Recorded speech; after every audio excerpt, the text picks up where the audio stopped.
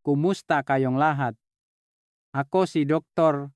Lorenzo Mendoza, isang doktor na may 35 taong karanasan at ngayong araw ay susuriin natin ang paksang ang lihim na pagbagsak ng kidney function at ang epekto ng prutas sa mga nakatatanda sa Pilipinas.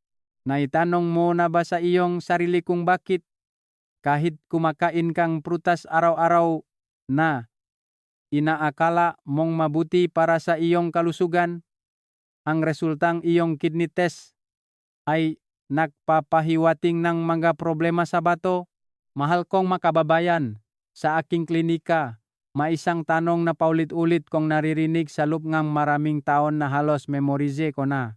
Isang pasyente, pagkatapos hawakan ang resulta ng kanyang test na may malungkot na mukha, ay nagtanong, "Doktor, maingat ako sa aking kinakain. Kumakain ako ng prutas araw-araw. Bakit mahina pa rin ang aking bato?" Hindi iyon isang walang kabuluhang tanong. Sa katunayan, iyon ay isang tanong mula sa mga taong talagang may kamalayan sa pangangalaga sa kalusugan. Sa umaga, umiinom ng isang basong sariwang orange juice. Pagkatapos kumakain ng ilang saging para mas madali ang pagdumi. Sa bahay, laging may saging, lanzones, rambutan at pakwan. Lahat ay pamilyar na natural na pagkain na iniisip nga lahat na malusog. Sa unang tingin, walang mali.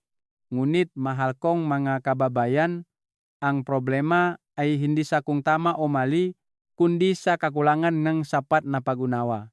At ang kakulangan na iyon, para sa mga mahigit 50 taong gulang, minsan ay nagiging isang tahimik na sanhingang nga kahihinatnan na hindi inaasahan ng mga taong apektado sa loob ng mahigit 35 taon ng pakikipagtulungan. Sa mga pasyente na nasa edad at matatanda, nakatakpo ako ng maraming kaso na tulad nito. Ang mataong pumasok sa klinika na may resulta ng pagbaba ng kidney function, ngunit kapag tinanong ng detalyado tungkol sa kanilang mga gawi sa pagkain, ang sanhi ay nagmumula sa mismong mga pagkain na pinaniniwalaan nilang nagpapalusok sa kanilang katawan araw-araw. Ito ang nagpapabahala sa akin dahil may mga bagay na kinakain natin na may paniniwalang mabuti. Ngunit kung hindi natin naintindihan kung paano ito gamitin ng tama at hindi natin alam kung paano ayusin ayon sa edad at kondisyon ng katawan, ang benepisyo ay maaring hindi dumating at sa halip ay magdagdag pa, magpasanin sa magbato. Kaya naman, sa pagbabahagi ngayong araw, linawin ko sa inyo ang 6 na pamilyar na prutas na kailangan ng mga mahigit 50 taong gulang, lalo na ang mga may dati ng sakit tulad ng diabetes, alta presyon, o may kapansanan sa kidney function na mas maunawaan bago gamitin. Hindi ako gagamit ng komplikadong medikal na terminolohiya. Hindi rin ako magsasalita sa paraang pananakot. Ibabahagi ko sa inyo sa isang simple at malinaw na paraan, tulad ng isang miyembro ng pamilya na nagpapaalala sa isa't isa para sa bawat uring prutas. Sasabihin ko ng konkreto, dapat ba itong kainin o hindi? Kung kakainin, gaano karami ang angkop? Paano ito dapat isama upang maging mas ligtas? At sa mga kasong kailangan ng paghihigpit o pansamantalang paghinto, direkta ko ring sasabihin upang maprotektahan ninyo ang inyong sarili. Ang mahalagang bagay na gusto kong tandaan ninyo ay walang pagkain na ganap na mabuti o ganap na masama. Ang tama o maling paraan lamang ng paggamit ang magpapasya kung ito ay magbibigay ng benepisyo o pinsala sa katawan. Mangyaring maging mapagpasensa at subaybayan hanggang sa dulong video dahil habang patuloy, ang impormasyon ay magiging mas praktikal at maaring ilapat agad sa pang-araw-araw na buhay. Bago tayo magsimula, kung nais ninyong makatanggap ng detalyadong gabay sa tamang pagkain ng prutas para sa mga mahigit 50 taong gulang, Maaari ninyong iwanan ang pariralang malusok na bato sa section ng komento. Ipapadala ko sa inyo ang kumpletong material upang madali ninyong masangguni at mailapat. Ngayon, magsisimula tayo sa unang uri ng prutas, isang uri na napakapamilyar ngunit maaring makaapekto sa bato kung hindi ginamit ng tama. Unang bahagi, ang lihim na pagbagsak ng kidney function at ang electrolyte imbalance mula sa prutas.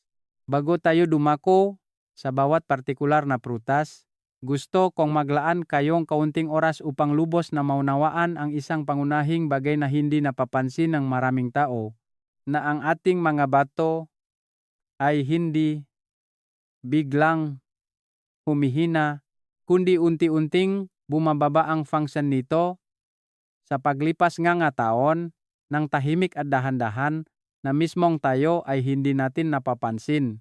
At kung hindi ninyo naunawaan ang mekanismong ito, mahihirapan kayong ipaliwanag kung bakit ang mga pagkain na dati ay pamilyar at walang pinsala ay biglang nagiging pasanin sa katawan.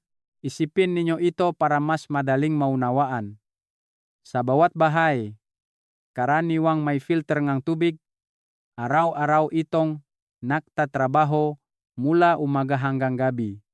Taon-taon, ang trabaho nito ay pigilin ang dumi at impurities at hayang lumabas ang malinis na tubig para gamitin.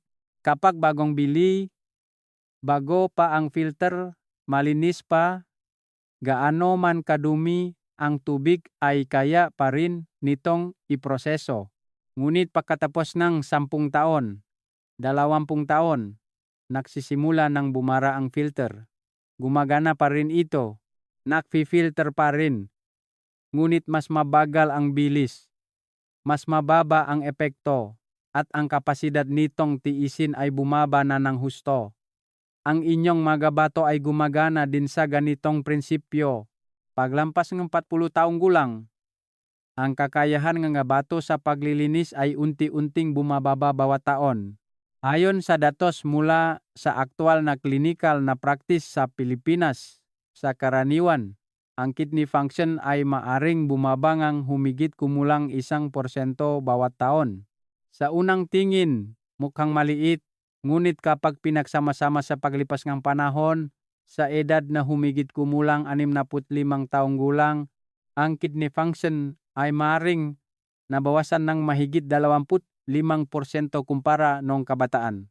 Nangangahulugan, iyan na ang filter sa inyong katawan ay gumagana na lamang sa 75 hanggang 80% ang kapasidad. Ano ang dapat pag-isipan dito? Na kahit ang bato ay nabawasan na ang function, pakiramdam ninyo ay normal pa rin, kumakain pa rin, umiinom, gumagalaw na parang walang nangyari, dahil ang mga bato ay may napakagaling na kakayahang magtiis. Tahimik itong magpapasan hanggang sa hindi na nito kaya. At dahil dito, kapag lumitaw ang nga sintomas, karaniwan ay nawala ng mabato ang 60 hanggang 70% ang function nito. Sa panahong iyon, mas mahihirapan na ang paggamot. Ito ang dahilan kung bakit lagi kong sinasabi sa inyo na ang pangangalaga sa bato ay hindi naghihintay na magkaroon ng sakit, kundi maagang naunawaan upang maagang maiwasan. Kaya, ano ang kaugnayan ng prutas sa kwentong ito? Mukhang kakaiba dahil ang prutas ay itinuturing na mabuti para sa kalusugan, ngunit para sa mga matatanda, lalo na kapag humina na ang bato, ang problema ay hindi na mabuti o masama, kundi kung kaya pa ba itong iproseso ng tawan. Dito, may dalawang salik na karaniwang kinakaharap ngang mahinang bato, potassium at oxalate. Una, potassium. Ito ay isang napakahalagang mineral na matatagpuan sa maraming pamilyar na prutas. Tumutulong ang potassium sa pag-regulate ng tibok ng puso, sumusuporta sa paggana ng nervous system at muscles. Ngunit ang kakaiba ay ang antas ang potassium sa dugo ay dapat panatilihing nasa isang napakaliit na saklaw, hindi dapat masyadong mataas o masyadong mababa. Kapag malusok pa ang nga bato, ang labis na potassium ay epektibong inilalabas sa pamamagitan ng ihi. Ngunit kapag umina ang bato, unti-unting bumababa ang kakayahang ito. Ang potassium ay nagsisimulang taimak na maktumpok sa dugo. Sa simula, wala kayong mararamdaman, ngunit kapag lumampas sa limitasyon, maaari itong magdulot ngang napakaseryosong kahinatnan tulad ngang arrhythmia, bradycardia, at maging biglaang paginto ng puso. Karaniwan kung inihahalin tulad ito sa isang pitsel ngang tubig kapag may bakanteng lugar pa. Okay lang ang pagdagdag. Ngunit kapag puno na at patuloy na dinadagdagan, apaw ang tubig sa katawan, ang pag-apaw dito ay ang mga komplikasyon. Pangalawa, oxalate. Ito ay isang organic acid na natural na matatagpuan sa maraming pagkain kabilang ang prutas. Sa mga taong may malusok na bato, madali itong nalilinis at inilalabas. Ngunit kapag humina ang bato at hindi ito nailalabas sa tamang oras, ito ay magtumpok at magsasama sa calcium upang bumuo ng maliliit na kristal. Sa paglipas ng panahon, ang mga kristal na ito ay lumalaki at nagiging bato sa bato. Ang bato sa bato ay hindi lamang nagdudulot ng sakit kapag gumagalaw ito, kundi maaari ring makapinsala sa tissue ng bato, magdulot ng pamamaga, at unti-unting makabawas sa kidney function sa paglipas ng panahon. Marami sa inyo ang nakakaranas ng paulit-ulit na bato sa bato na hindi alam ang sanhi. Nang muling tingnan ang kanilang dieta, natuklasan nila na nakakakuha sila ng oxalate mula sa napakapamilyar na pagkain araw-araw. Gusto kong huminto saglit dito upang ibahagi sa inyo ang isang pananaw na batay sa karanasan. Sa loob ng maraming taon ng pagkonsulta, napagtanto ko na ang pinakadelikado ay hindi ang maling pagkain ng isang beses, kundi ang pag-uulit ng isang maling ugali sa mahabang panahon ng hindi nalalaman. Ang katawan ng isang matanda ay parang isang savings book. Bawat maliit na pagpipilian bawat araw ay nakdaragdag dito, alinman sa benepisyo o pinsala. At bago tayo sumupsob sa bawat uri ng prutas, gusto kong ulitin ang isang napakahalagang prinsipyo. Ang ibinabahagi ko ngayon ay hindi para sa inyo na umiwas ng lubusan, kundi para maunawaan ng tama at ayusin ayon sa inyong kondisyon. Ang bawat tao ay may iba't ibang antas ng paghinaang bato, gumagamit ng iba't ibang gamot, at may iba't ibang dati ng sakit. Ngayon, naintindihan na natin ang pundasyong ito, dadalhin ko kayo sa bawat partikular na prutas upang malaman kung paano ito kainin ng tama, ligtas, at talagang kapakipakinabang sa bato. Ikalawang bahagi. 6 na mapanganib na prutas. Lason na nagpapanggap na prutas. Ang unang uri na gusto kong pag-usapan ay ang balimbing Noche Buena starfruit. Naintindihan ko na kapag binanggit ang balimbing, marami sa inyo ang magugulat at maging hindi makapaniwala dahil hindi lamang ito isang uringang prutas kundi isang napakapamilyar na alaalangang lutuin sa hapagkainangang mga Pilipino, lalo na sa timog. Mula sa simpleng ensalada, maanghang na sili at asin, hanggang sa mainit na sinigang. Ang imaheng balimbing ay tila nakaunay sa maraming henerasyon dahil sa sobrang pamilyar nito. Madalas nating ipinapalagay na ito ay laging ligtas, ngunit mula sa medikal na pananaw, lalo na sa pangangalaga sa bato sa mga nasa edad at matatanda, hindi ganun kasimple ang kwento.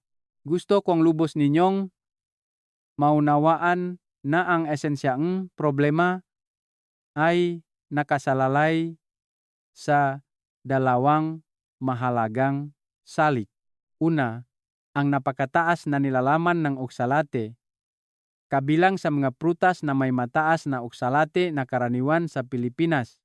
Pangalawa, at ito ang mas mahalaga, ang balimbing ay naglalaman ng isang sangkap na tinatawag na charamboxin, isang neurotoxin na natuklasan ng mga siyentipiko noong 1950 matapos makita ang maraming kaso ng mga pasyente ng bato na nakaranas ng malubhang komplikasyon na hindi malinaw ang sanhi. Kung titingnan lamang mula sa karaniwang nutrisyon, ang balimbing ay tila walang pinsala. Ngunit kapag inilagay sa kontekstong pagbaba ang kidney function, ibang-iba ang kwento. Sa mga taong may malusok na bato, ang sangkap tulad ng oksalate o charamboxin ay nalilinis at nailalabas ng medyo epektibo sa pamamagitan ng ihi. Ngunit kapag humina ang bato, lalo na sa mga mahigit 60 taong gulang, kapansin-pansing bumababa ang kakayahang ito at sa panahong iyon, ang masangkap na dapat ay inalis ay nagtumpok sa dugo na tahimik na nagdudulot ng malubhang kahihinatnan. Isipin ninyo ito para mas madaling maunawaan.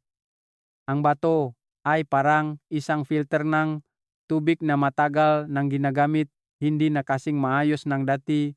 Kapag malaking dami na lason ang dumaan na hindi agad na proseso, babalak ito sa bloodstream. Ang charamboxin, kapag nagtumpo, ay direktang makaapekto sa central nervous system na nagdudulot ng napakapartikular na reaksyon. Ang unang sintomas ay karaniwang patuloy at matagal na sinok.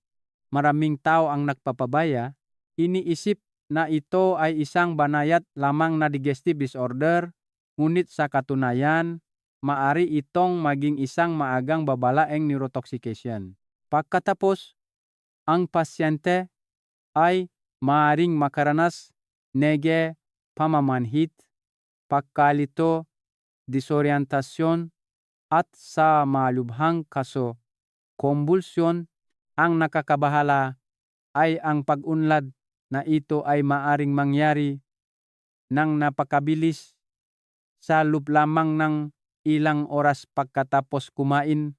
Sa clinical na practice, nakatagpo ako ng maraming kaso na nagbigay sa akin ng matagal na pag-iisip. Gusto kong magbahagi ng isang kwento upang mas malinaw ninyong makita ang praktikalidad ng problema. Isang matandang pasyente, tatawagin ko siyang Mang Ben, halos 75 taong gulang, nakatira sa Timog Silangang Luzon. Normal pa rin ang kanyang pamumuhay. Simple ang kanyang kinakain. Hindi gaanong nakpapababang ang timbang dahil iniisip niya na wala pa siyang sakit. Isang hapon, kumain siya ng ilang balimbing na may sili at asin, isang ugali mula pa nung bata siya. Sa simula, walang kakaibang sintomas, ngunit pagkalipas lamang ng ilang oras, nagsimula siyang magsinok ng tuloy-tuloy.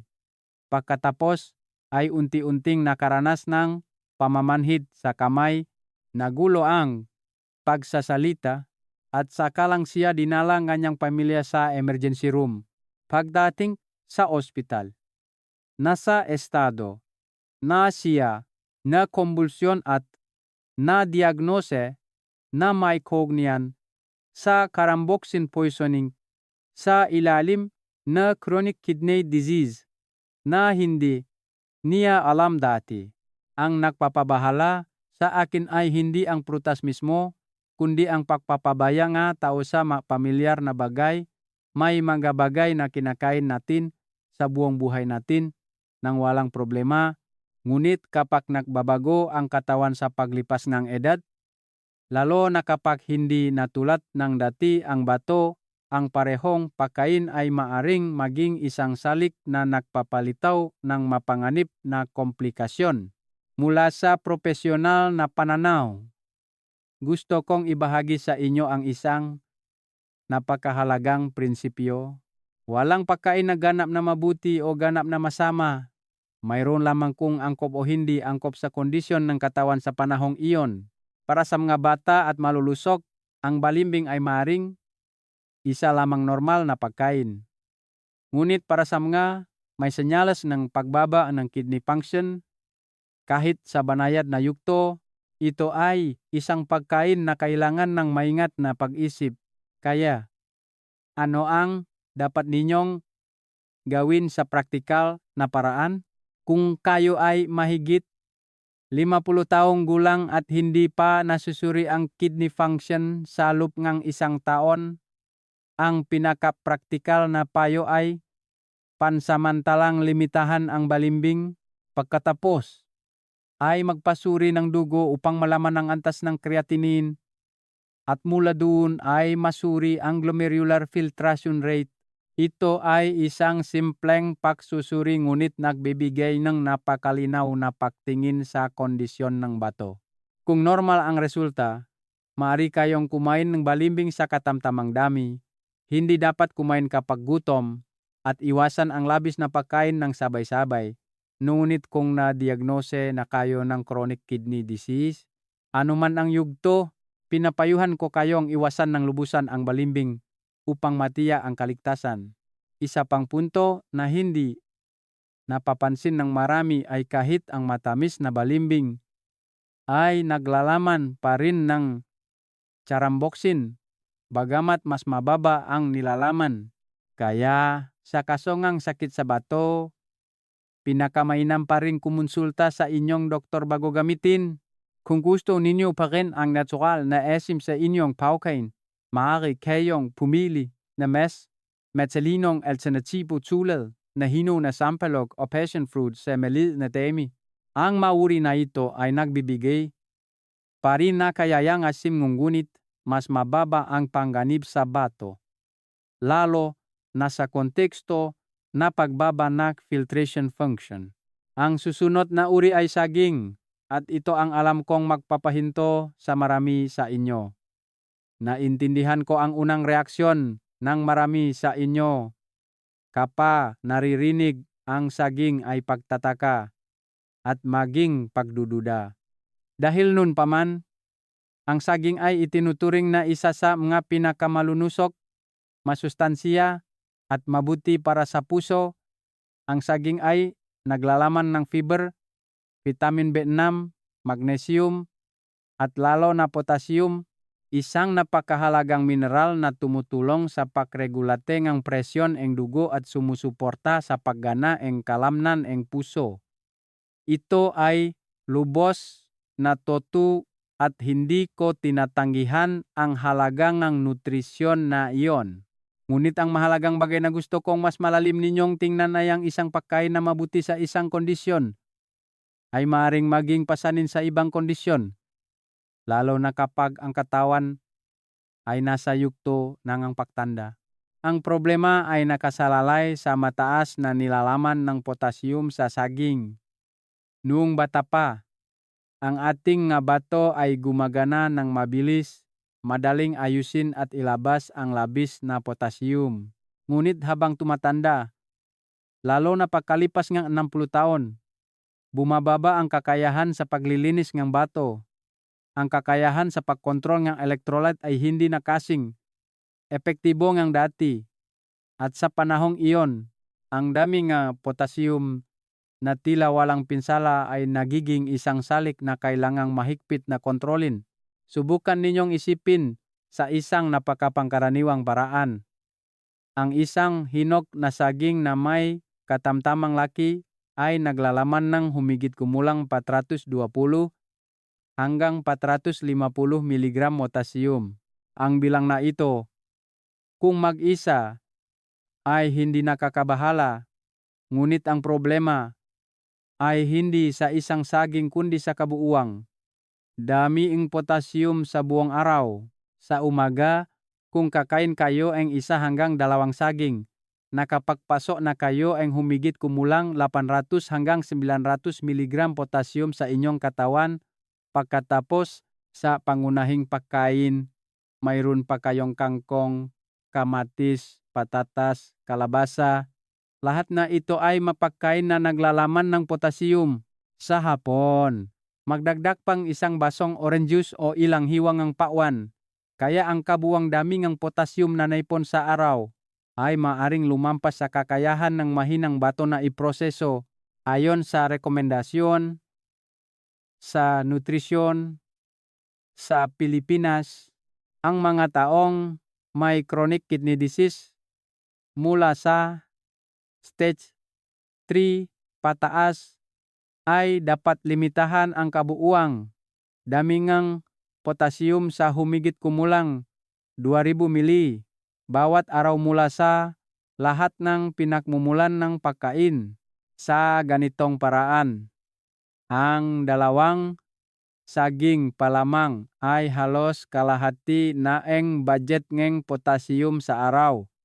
At ang mas mahalaga ay ang pagtaas ng potassium sa dugo ay hindi nagdudulot ng malinaw na sintomas sa simula. Ang pasyente ay patuloy na nabubuhay ng normal, kumakain at natutulog tulad ng dati. Dahil sa tahimik na pag-unlad na ito, maraming tao ang nagpapabaya. Kapag ang potassium sa dugo ay umabot sa isang tiyak na antas, magsisimula itong makaapekto sa elektrikal na aktibidad ng puso. Sa panahong iyon, lalabas ang mga senyales tulad ng irregular na tibok ang puso, pakiramdam ng pagbilis ng puso, panghihina ng kalamnan, at biglang pagkapagod. Sa malubhang kaso, maaari itong magdulot ng mapanganib na arrhythmia at maging biglaang paghinto ng puso ng walang babala. Ito ang dahilan kung bakit ang mga clinical doctor ay laging maingat potassium sa mga matatanda na may dati ng sakit. Naalala ko ang isang kaso na hanggang ngayon ay pinag-iisipan ko pa rin ng malalim. Isang matandang babaeng pasyente, tatawagin ko siyang Aling Nena, nakatira sa Hilagang Luzon.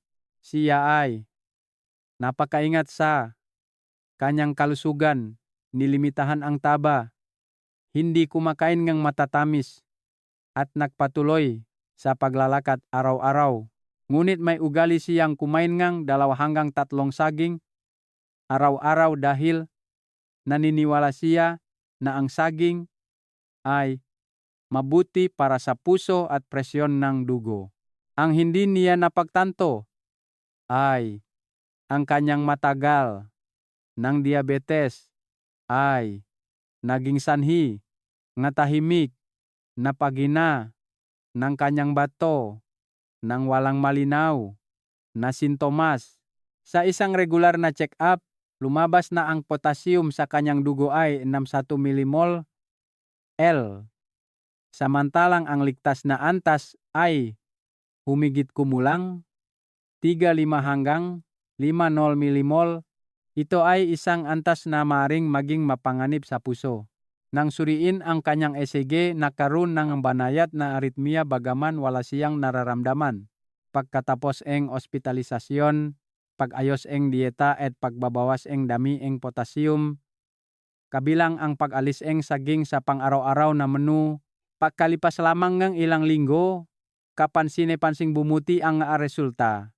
Ang sinabi niya sa akin pagkatapos ay lubhang nakakapagpaliwanag.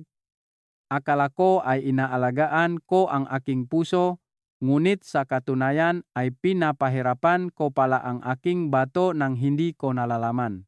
Ang pahayag na ito ay nagpapakita ng isang katotohanan na madalas kong nakikita sa pangangalaga sa kalusugan ng matatanda, magandang intensyon ngunit kulang sa pag-unawa sa panloop na mekanismo ng katawan. Kaya, paano ninyo dapat lapitan ang saging ng tama kung wala kayong dati ng sakit? Normal ang kidney function. Kung gayon ang isang saging araw-araw ay ganap na ligtas at maging kapaki-pakinabang. Gunit kung kayo ay matagaw, nanggimay, diabetes, auta, presyon, at uminom, gamot, dapat kayong magpasuringing kidney function ng regular at magtanong sa doktor tungkol sa angkop na daminging potassium para sa inyong kondisyon. Para sa mga na-diagnose na may sakit sa bato mula sa stage 3 pataas, ang damingang saging ay dapat mahigpit na limitahan. Karaniwan ay hindi hihigit sa kalahating sasang saging bawat araw at kailangan itong isama sa kabuwang damingang potassium mula sa lahat ng pagkain sa araw. Gusto ko ring magbahagi ng ilang maliit na detalye ngunit napakakapakipakinabang sa praktikal na paraan.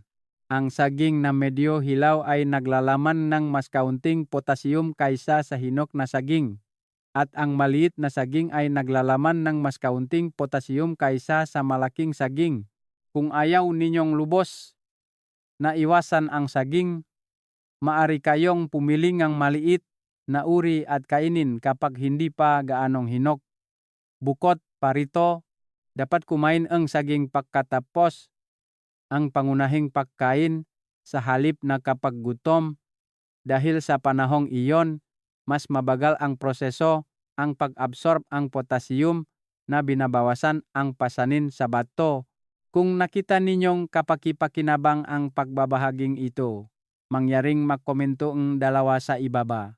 Iyan ay isang simpleng paraan upang malaman kung interesado pa rin kayo at kasama ko sa paglalakbay sa malusog at may kalidad na pamumuhay araw-araw.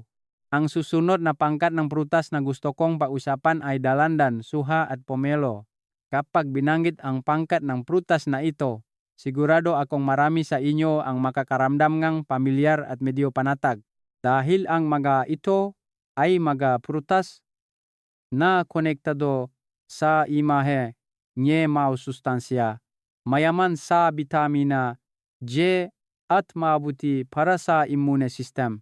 Hindi iyon mali, ngunit sa pangangalaga, sa kalusugan, sa edad na nasa gitna at matatanda, lalo na sa mga may problema sa bato, kailangan nating tingnan ang lahat ng bagay ng mas malalim, hindi lang kung mabuti o hindi mabuti, kundi kung mabuti sa anong sitwasyon at paano ito gagamitin ng angkop. Sa grupong ito, may dalawang mahalagang issue na gusto kong lubos ninyong maunawaan. At bawat issue ay may ganap na magkaibang kahulugan sa pang-araw-araw na praktis ng pangangalaga sa kalusugan. Ang unang issue ay potassium. Ang dalandan at suha, kung kinakain ng buo, ang damingang potassium ay hindi masyadong mataas. Ngunit, kapag piniga upang maging juice, lalo na ang sariwang juice na iniinom agad, kapansin-pansing tumataas ang damingang potassium dahil sa pagiging concentrate.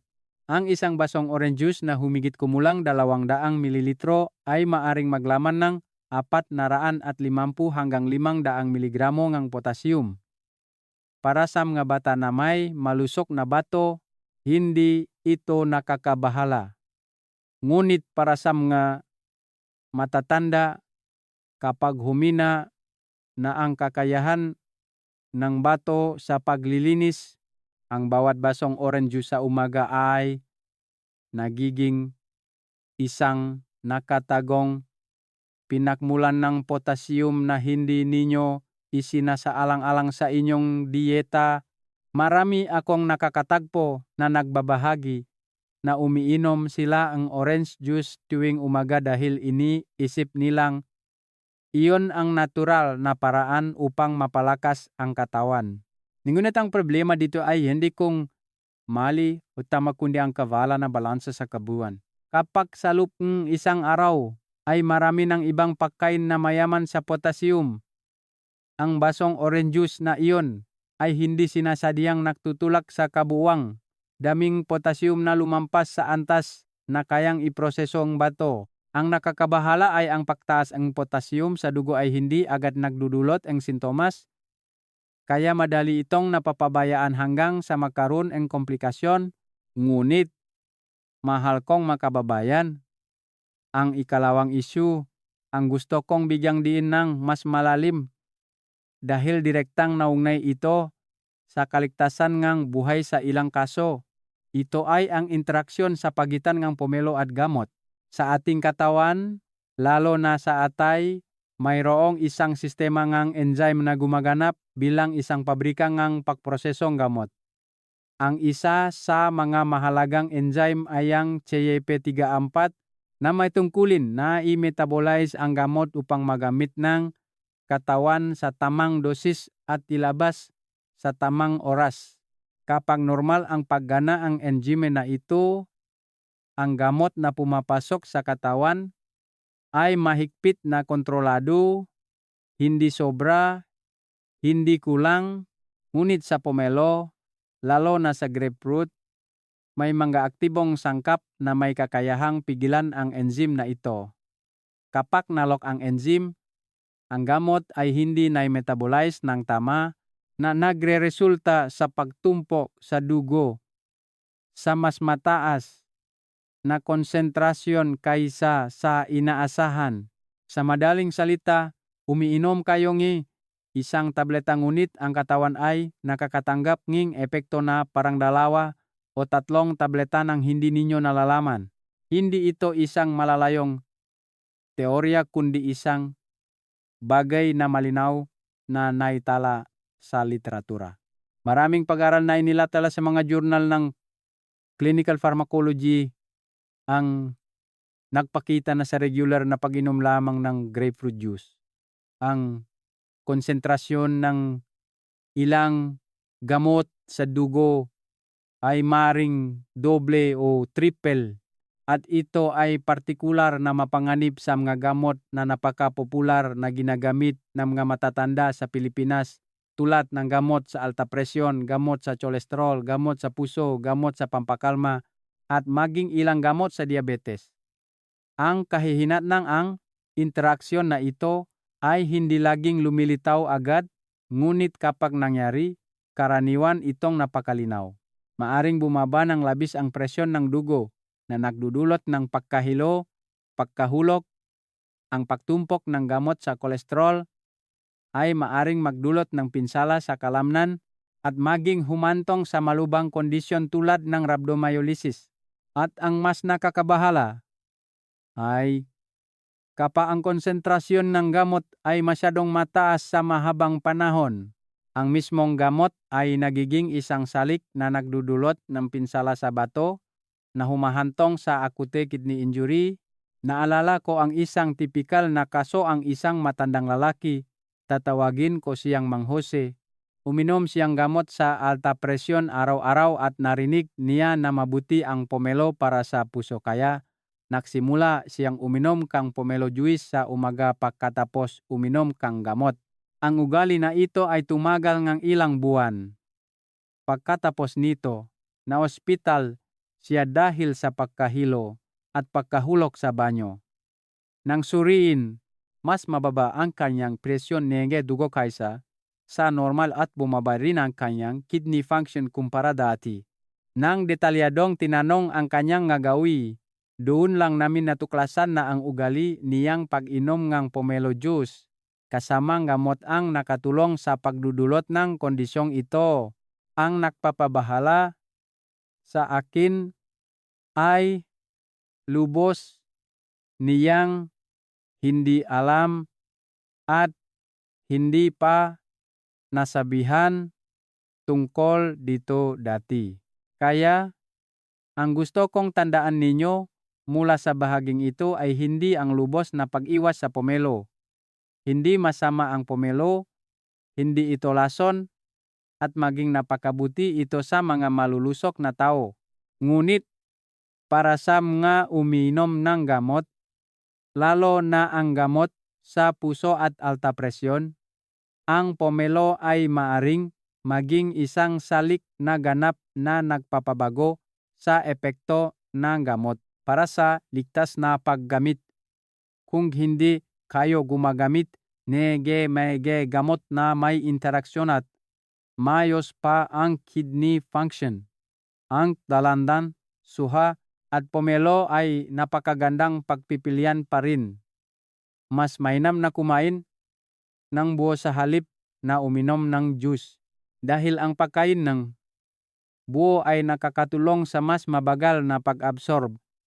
Iniiwasan ang pagpasok ng napakaraming aktibong sangkap ng sabay-sabay at nililimitahan ang ugalingang pag-inom ng juice araw-araw bilang isang nakapirming suplemento at lalo na hindi dapat gamitin kasabay gamot.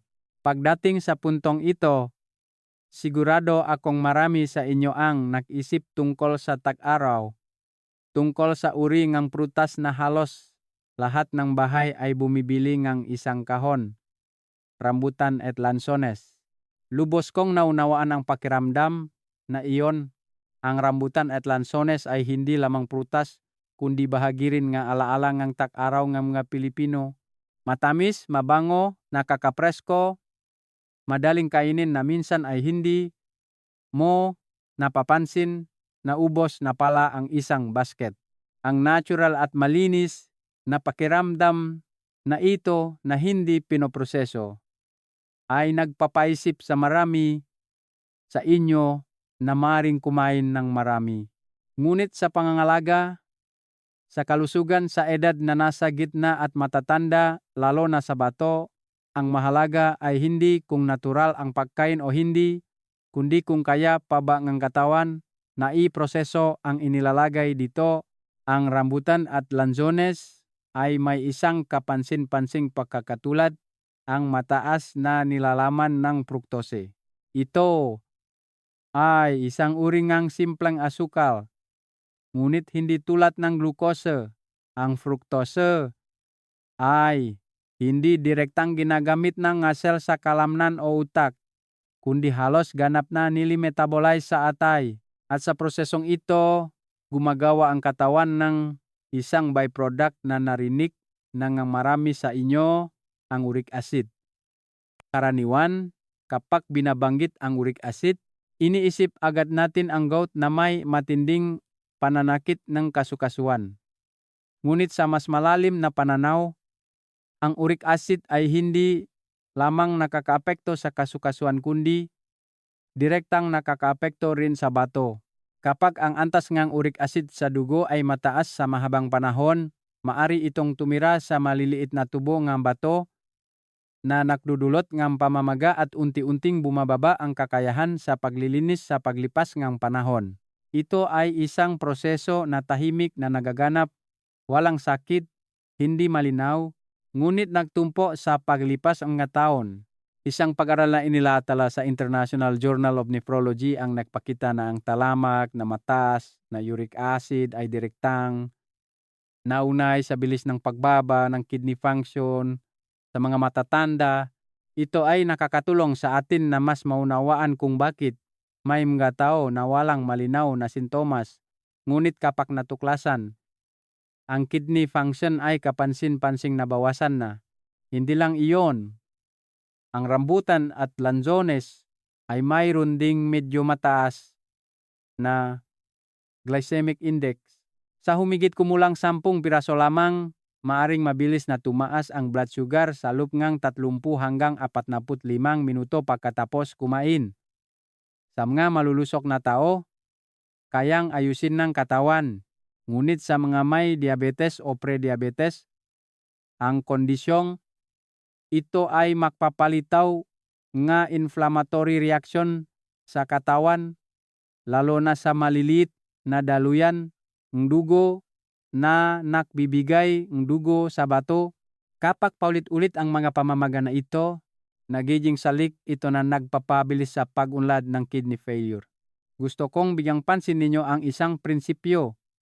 Ang bato ay hindi bumababa dahil sa isang beses na maling pagkain, kundi dahil sa paulit-ulit na maling gawi sa mahabang panahon ng hindi nalalaman. Ang kaunting pagkain araw-araw ay tila walang epekto. Ngunit kung patuloy ito sa buong tagaro, taon-taon, magsisimula ng magreaksyon ang katawan sa paraan na hindi natin napapansin. Bukod pa rito, ang rambutan at lanzones ay naglalaman din ng potassium sa katamtamang antas. Hindi kasing taas ng saging. Ngunit kung marami ang kakainin ng isang beses, malaki rin ang kabuuang dami. Halimbawa, ang humigit kumulang 10 piraso ang lansones ay maaring maglaman ngang halos 180 miligramo ng potassium. Kung kakain ng 40 hanggang 50 piraso ng isang beses, hindi na maliit ang dami ng potassium na iyon para sa mahinang bato. At ang mas mahalaga ay marami sa inyo ang may ugaling panguyang ilang dosenang piraso araw-araw. Iniisip na okay lang kung hahatiin. Ngunit hindi kinukuwenta ng katawan ang dami bate sa pakiramdam kung kaunti o marami, kundi bate sa kabuang dami na naipon. Sa actual na klinika, marami akong nagatagpo na napapatuloy sa ugali na paukain na rambutan o langsong sa buong tao araw, kaunti, araw-araw. Kapag nasuri, ang mineral resulta tulad uric acid, blood sugar, o potassium ay may tendensiyang unti-unting tumataas nang hindi nalalaman ng pasyente ang pinakmulan. Kaya, ano ang tamang paraan ng pagkain? Kung wala kayong dati ng sakit, maayos pa ang kidney function, hindi ninyo kailangang iwasan ng lubusan, ngunit dapat itong limitahan sa 10 hanggang 15 piraso bawat kainan at hindi hihigit sa 2 beses sa isang linggo. Hindi ito isang matibay na numero, kundi isang ligtas na limitasyon upang magkaroon ng oras ang katawan na iproseso. Ang isang napakahalagang punto ay hindi dapat kumain kapag gutom. Kapag walang laman ang tiyan, mas mabilis na maabsorb ang asukal na nagpapataas ng blood sugar ng biglaan. Dapat kumain pagkatapos ang pangunahing pagkain kapag mayroon ng ibang pagkain sa tiyan upang mas mabagal at mas matatag ang proseso ng pag-absorb. Pagkatapos kumain, dapat maglakad-lakad o gumawa ng simpleng trabaho. Iwasan ang pahiga agad dahil nakakatulong ito sa katawan na magamit ang asukal ng mas epektibo. Para sa mga may dati ng gut, mataas na uric acid, diabetes o chronic kidney disease, ang pinakamahusay na paraan ay hindi ang self-adjustment batay sa pakiramdam, kundi ang direktang magtanong sa doktor upang magkaroon nga angkop na numero para sa kanilang partikular na kondisyon. Hindi ito pagbabawal kundi individualisasyon ng nutrisyon, isang napakahalagang prinsipyo sa modernong medisina. Gusto ko ring magbahagi ng isang maliit ngunit napaka-praktikal na detalye. Ang rambutan at lansones, kapag inilagay sa ref, ay mas madaling kainin, mas malamig, at kaya mas marami kayong nakakain nang hindi napapansin. Kung iwan sa temperatura ng silid, medyo bababa ang lasa at makakulong iyon sa inyo na huminto sa tamang oras. Ito ay isang napakasimpleng ngunit epektibong paraan upang kontrolin ang daming pagkain nang hindi pinipilit ang sarili ng labis. Kung nakita ninyong kapaki-pakinabang ang pagbabahaging ito, mangyaring makomento ang 4 sa ibaba. Iyan ay isang simpleng paraan upang malaman kung interesado pa rin kayo at kasama ko sa paglalakbay sa malusog at may kalidad na pamumuhay araw-araw. Ang susunod na gusto kong pag-usapan ay pakwan. Mahal kong mga kababayan, kapag binanggit ang pakwan, karamihan sa atin ay iniisip agad na ito ay isang mabait, malamig, maraming tubig at nakakapak-palamig na prutas at maging sinasabi pa na mabuti para sa bato dahil nakakatulong sa pagdumi. Sa unang tingin, hindi mali ang pagtatantya na ito, ngunit sa medisina, lalo na kapag pinag-uusapan ang katawan na tumatanda at ang paghina ng kidney function, hindi na ito ganun kasimple. Ang gusto kong ibahagi dito ay hindi ang pagtanggi sa halaga ng pakwan, kundi ang tulungan kayong lubos na maunawaan ang physiological na limitasyon ng bato sa katandaan. Upang mula doon, magamit ito ng tama, una, kailangan nating tingnan ang unang issue, potassium. Ang isang hiwaeng pakwan na humigit kumulang 280 gramo ay maaring maglaman ang humigit kumulang 300 hanggang 320 mg potassium. Ang bilang na ito kung mag-isa ay hindi nakakabahala. Ngunit sa totoong buhay, iba, walang kumakain ng isang hiwa ng pakwan at humihinto. Pagkatapos kumain, nagtitipon ang buong pamilya, inilabas ang isang plato ng pakwan. Kakain kayong 2 o 3 malaking hiwa o maging higit pa. Sa panahong iyon, ang kabuuang dami ng potassium na inilagay ay maaring umabot sa 800 hanggang 1,000 mg sa isang kainan lamang. At kung idadagdag sa potassium mula sa ibang pagkain sa araw, madaling lalampas ang bilang na ito sa antas na kayang iproseso ng isang humihinang bato ng maayos. Ngunit ang gusto kong bigyang pansin ninyo ng mas malalim ay ang ikalawang issue, dami ng tubig at pressure sa pagproseso. Ang pakwan ay naglalaman ng mahigit 90% tubig at ang katangiang ito ay lumilihang ang isang kabalintunaan.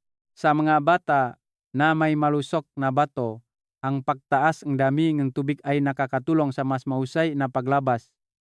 Ngunit sa mga matatanda, kapag bumaba na ang glomerular filtration rate, ang pagpasok ng malaking dami ng tubig sa katawan sa maikling panahon ay parang pagpapatakbo ng isang lumang makina ng biglaan. Hindi gusto enige bato ang biglang pagbabago. Kailangang enige bato ang katatagang, maayos na ritmo at regularidad. Karaniwan kong inihahalin tulad ito sa isang matagal nang ginagamit na water pump.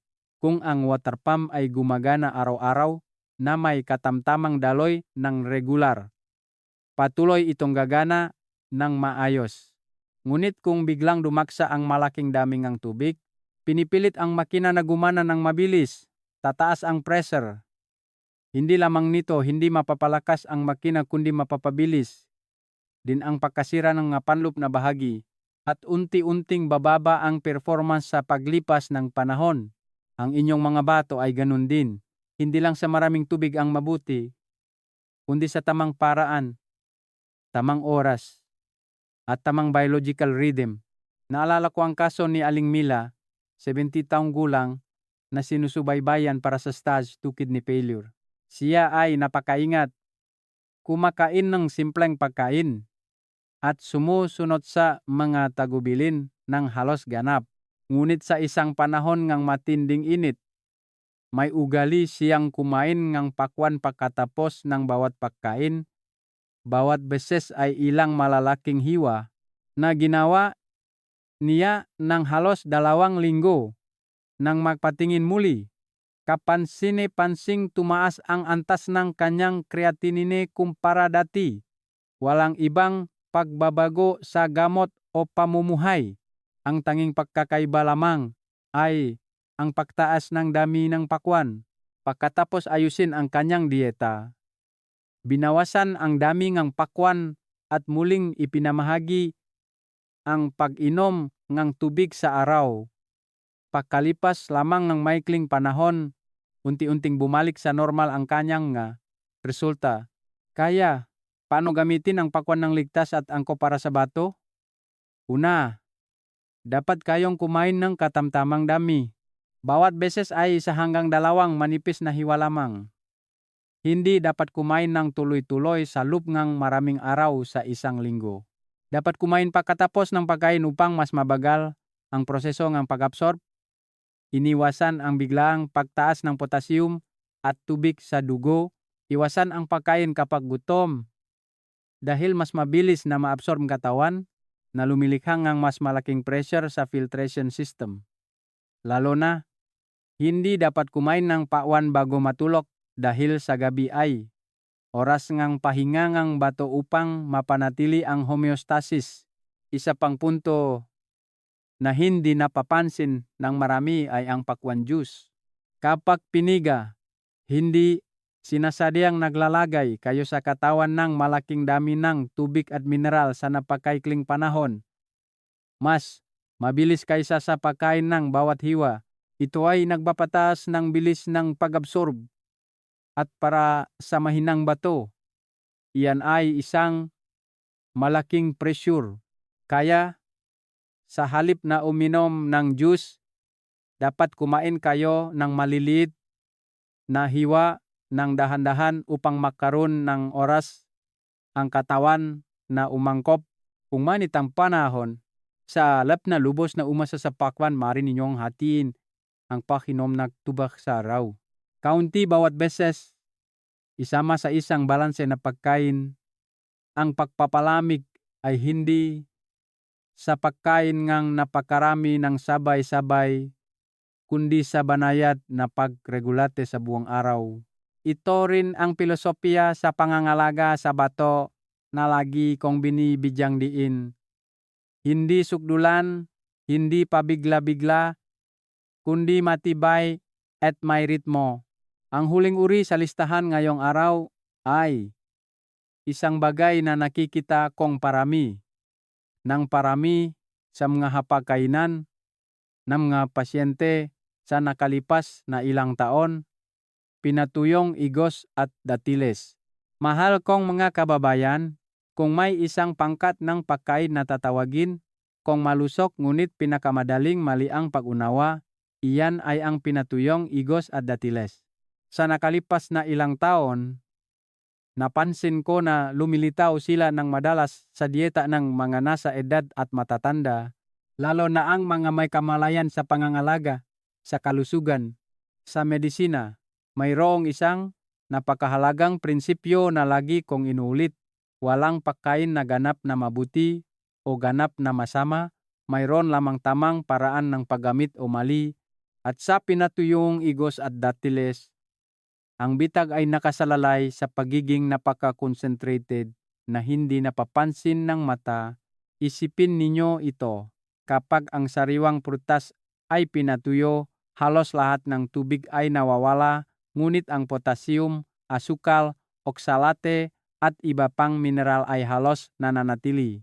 Nangangahulugan iyan na ang isang maliit na piraso ay naglalaman ng enerhiya at mineral na ilang beses na mas malaki kaysa sa orihinal na dami. Ito ang punto na napapabayaan ng maraming tao kapag kumakain. Isang napaka-partikular na halimbawa, para magkaroon ng humigit kumulang 5 piraso ngang pinatuyong datiles na katamtamang laki, kailangan ng mas malaking dami ngang sariwang datiles. Kapag binago sa katumbas, maaari kayong maglagay ngang humigit kumulang 350 mg ngang potassium at mahigit 30 gram asukal sa ilang maliit na piraso lamang. Kung ikukumpara para mas madaling maunawaan, ang dami ngang potassium na ito ay halos katumbas ngang isang saging, habang ang dami nga asukal ay halos katumbas ngang isang karaniwang soft drink. Ngunit ang pakiramdam kapag kumakain ay ganap na magkaiba. Dahil iniisip ninyo na kaunti lang ang kinakain ninyo para lang sa kasiyahan. Madalas kong sabihin sa aking mga pasyente ang isang napakasimpleng ngunit napakatotoong pahayag.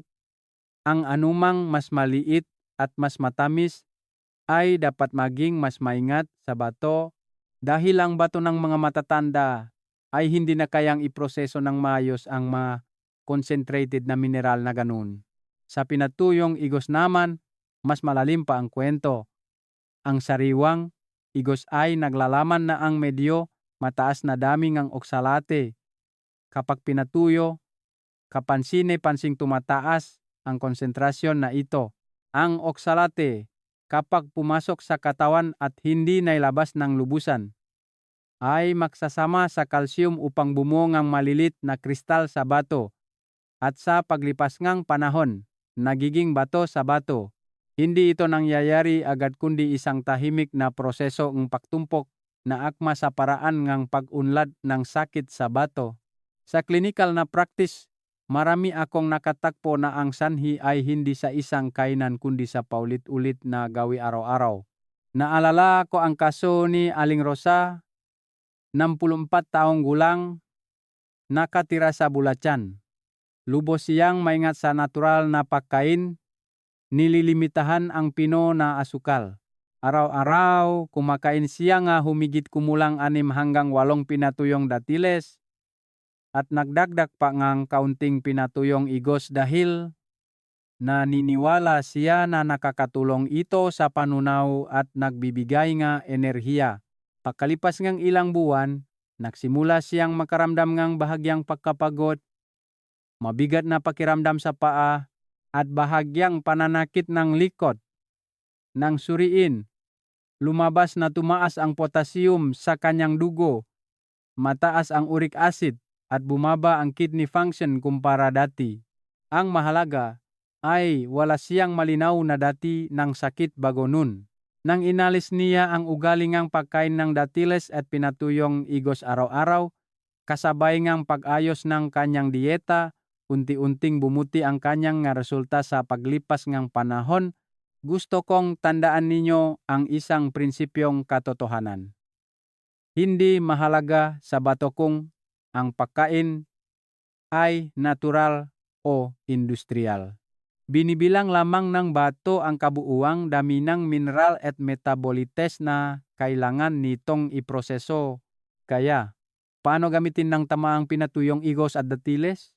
Kung wala kayong dati ng sakit, mayos pa ang kidney function, ang pagkain ng 2 hanggang 3 pinatuyong datiles araw-araw ay medyo ligtas. Para sa pinatuyong igos, 1 hanggang 2 piraso ay sapat na, hindi na kailangan ng mas marami. Ang mahalaga ay dapat uminom pang tubig pagkatapos kumain upang matulungan ang proseso ng paglabas kung may pagpipilian. Lagi kong hinihikayat kayong bigyang prioridad ang sariwang uri sa halip na pinatuyong uri. Dahil ang sariwang uri ay may mas mababang konsentrasyon ng mineral, mas madaling iproseso para sa bato. Para sa mga may dati ng bato sa bato, chronic kidney disease, o mataas na uric acid, hindi na ito ganon kasimple. Sa panahong ito, ang pinatuyong igos at datiles ay hindi dapat gamitin ng regular nang walang konsultasyon sa doktor. Ang bawat katawan ay may iba't ibang antas ng pagtitiis at ang pinakaligtas na desisyon ay ang direktang makipag-usap sa inyong doktor. Isang malit ngunit napakapansin-pansing detalye ay ang mga nakabalot na pinahalong, mani at pinatuyong prutas. Karaniwan silang pinagsasama ang maraming uri tulad ng pasas, datiles, pinatuyong apricot, pinatuyong igos. Kapag kumain kayo ang isang maliit na pakete, sa katunayan ay naglalagay kayo ang pinagsamang maraming pinakmulan ang potassium at oksalate ng sabay-sabay. Ngunit hindi ito malinaw na ipinapakita ang pakete. Sa mahinang bato, ito ay isang mabilis na pagtumpok na napakahirap mapansin. At kung nakita ninyong karapat-dapat gamitin ang nilalamang ito, mangyaring mag-iwan ng komento na anim sa ibaba ng video. Hindi lamang ito isang senyales sa akin na nakikinig kayo, kundi isang maliit na pangako rin sa inyong sariling kalusugan. Ikatlong bahagi. Matalinong pagkain ng prutas para sa malusok na bato Mahal kong kababayan, pagkatapos nating talakayin ang bawat pangkat ng prutas na may mga pananaw na pamilyar at kakaiba, gusto kong huminto dito hindi para ulitin ang kaalaman, kundi para tulungan kayong mas malalim na maunawaan ang likas na katangian sa likod ng bawat pagpipilian sa pagkain. Dahil kung tatandaan lamang kung aling uri ang dapat o hindi dapat kainin ng hindi naunawaan ang mekanismo, madali itong mahulog sa dalawang sukdulan, alinman sa pagiging pabaya at pagpapatuloy sa dati o sa sobrang pag-alala at paglilimita sa sarili ng hindi kinakailangan. Sa totoo lang, ang layunin ko ngayon ay hindi para takutin kayo at hindi rin para tingnan ninyo ang plato ng prutas nang may pag-atubili. Kung pagkatapos makinig, ay umuwi kayo at inalis ang lahat, kumain ng maingat na nawala na ang kasiyahan. Hindi iyon pangangalaga sa kalusugan kundi hindi sinasadyayang pagdaragdag ng mental na pasanin sa inyong sarili. Ang gusto kong dalhin ninyo ay isang mas malinaw at mas nababaluktot na pananaw. Ang prutas ay hindi masama at maging napakahalaga, ngunit hindi lahat ng uri ay angkop sa lahat ng tao, sa lahat ng panahon sa buhay. Paglampas ng 50 taong gulang, nagbabago ang katawan, unti-unting bumababa ang kidney function, nagbabago rin ang kakayahan sa pagprosesong mineral, at kaya kailangan ding baguhin ang paraan ng pagkain. Hindi iyon paghihigpit kundi isang matalinong pag-angkop upang mapanatili ito sa mahabang panahon. Gusto kong bigyang diin ang isang prinsipyo na lagi kong sinasabi sa aking mga pasyente. Sa pagitan ng pagkain at hindi pagkain, laging may ikatlong daan. Iyon ay ang kumain ng may kaalaman. At ang daan na ito ang makakulong sa inyo na makarating sa malayo ng hindi napapagod. Mabuhay ng matagal habang pinapanatili pa rin ang kalidad ng buhay. May ilang pangunahing bagay na gusto kong tandaan ninyo bilang mga pundasyong prinsipyo para sa inyong sarili. Una, proactive na regular na surin ang kidney function. Marami sa inyo ang maayos na nag-aalaga sa kalusugan, maingat sa pagkain, regular na nag-ehersisyo, ngunit nakakalimutan ang pangunahing pagsusuri na ito. Samantala, sa isang simpleng pagsusuri ng creatinine sa dugo at isang urinalysis, malalaman na ninyo kung paano gumagana ang inyong bato. Ang mga pagsusuring ito ay simple, mura, ngunit napakalaki ngang halaga. Kung sa nakalipas na isang taon ay hindi pa kayo nasusuri, dapat kayong mag-schedule ng maaga. Dahil sa medisina, ang maagang pagkaalam ay laging pinakamalaking kalamangan. Pangalawa, kung mayroon kayong dati ng sakit tulad ng diabetes, alta presyon, gout, o dati nang nakaroon ng bato sa bato, hindi na pangkalahatan ang pagkain. Sa panahong ito, ang bawat uri ng prutas, bawat bahagi ay nangangailangan ng personal na pagsasayos. Walang isang dieta na angkop sa lahat at ang mahalagang bagay na gusto kong tandaan ninyo ay ang taong pinakakaalam sa inyong katawan ay hindi ang impormasyon sa internet kundi ang doktor na direktang sumusubaybay sa inyo sa isang simpleng tanong lamang. Sa bawat pagpapatingin muli, maiwasan ninyo ang maraming pagkakamali na nagtumpok sa paglipas ng panahon. Pangatlo, kumain ng iba't ibang uri at iwasan ang paulit-ulit na pagkain ng isang uri ng madalas. Ito ay isang napakasimpleng prinsipyo ngunit madalas na napapabayaan. Gaano man kabuti ang prutas, kung patuloy na kakainin araw-araw, mawawalan ng balanse ang katawan. Kailangang iproseso ngang bato ang parehong pangkat ngang sangkap ng paulit-ulit na madaling humahantong sa tahimik na labis na trabaho. Kapag kumain kayo ng iba't ibang uri, kaunti sa bawat isa, magkakaroon ng oras ang katawan na ayusin at ang bato ay magpapahinga rin ng maayos. Pangapat, kapag kailangan ng alternatibo sa mga prutas na mayaman sa potassium, hindi ninyo kailangang maghanap ng kakaiba o mamahaling bagay. Sa katunayan, ang mga angkop na pagpipilian ay madalas na napakalapit.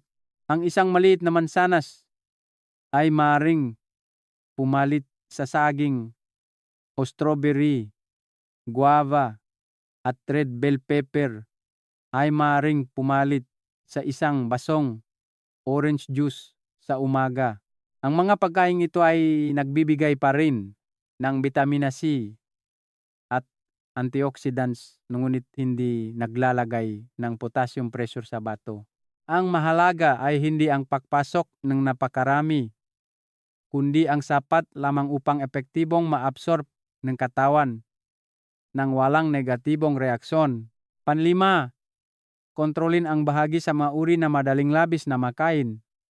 Ang mauri tulad ng ubas, pinahalong prutas, o maberi ay madalas na nagpapahintulot sa atin na kumain nang hindi napapansin ang dami.